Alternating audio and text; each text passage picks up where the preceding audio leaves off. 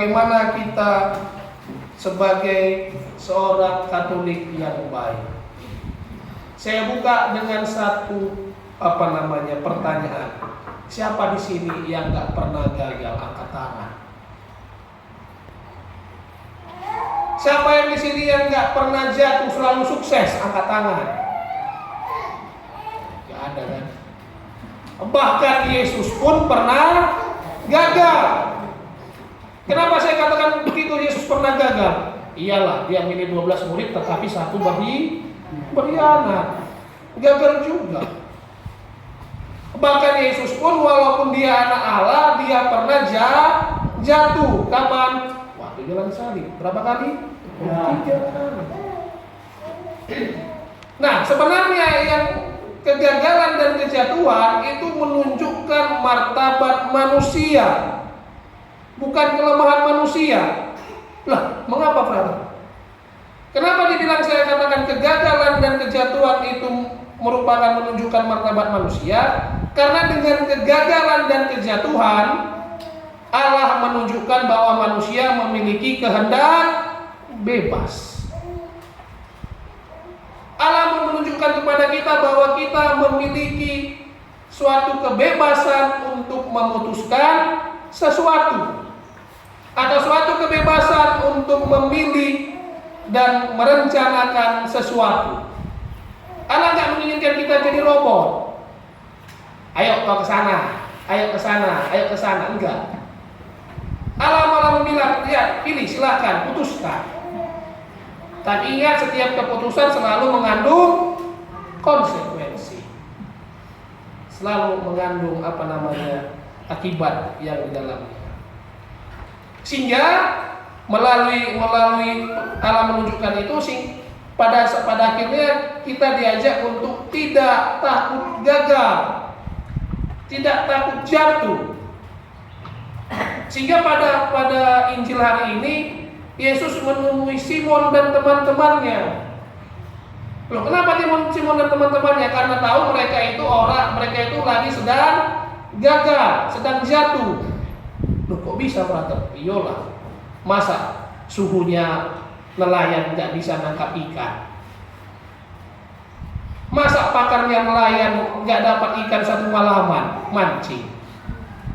Kan? Itu sama halnya dengan Pak Supri berladang 1 tahun nggak dapat durian. Kan, Mas? Kan nggak mungkin kan? Gagal gitu.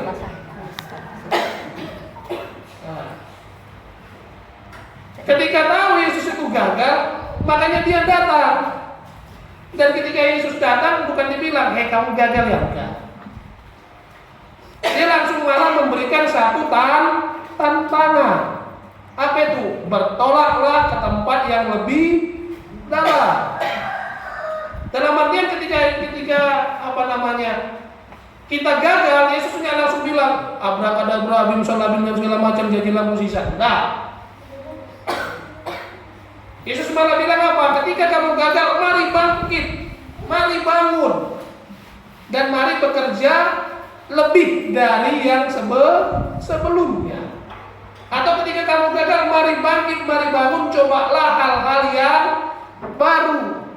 Tetapi ikutkanlah Yesus di dalamnya. Sertakanlah Yesus di dalamnya. Oleh karena itu, kita sebagai orang-orang Katolik ataupun terlebih generasi muda, kita disuruh Yesus untuk apa istilah kerennya? Cepat move on.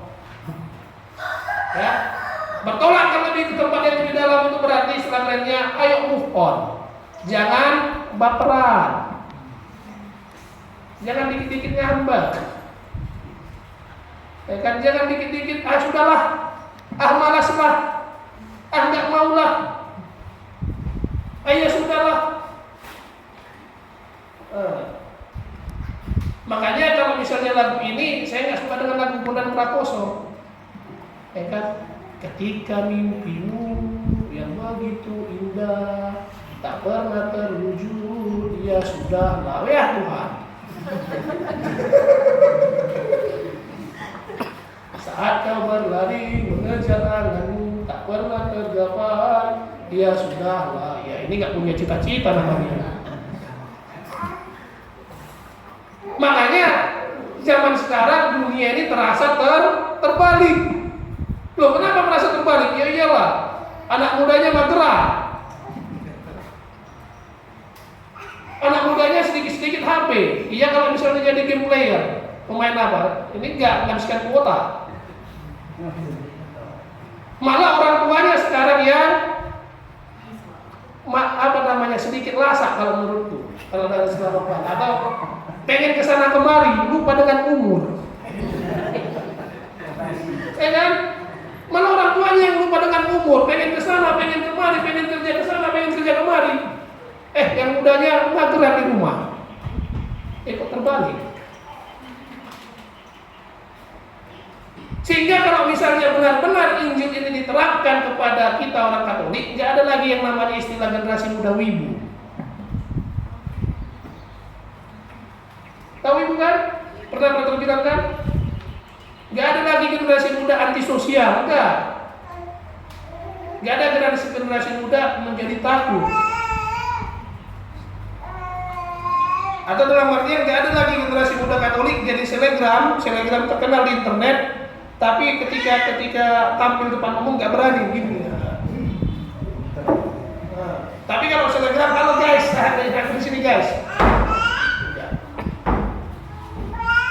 Mengapa? Karena ketika diajak oleh Yesus seperti ini, kita tidak takut yang namanya dengan kegagalan. Kegagalan, kejatuhan itu biasa.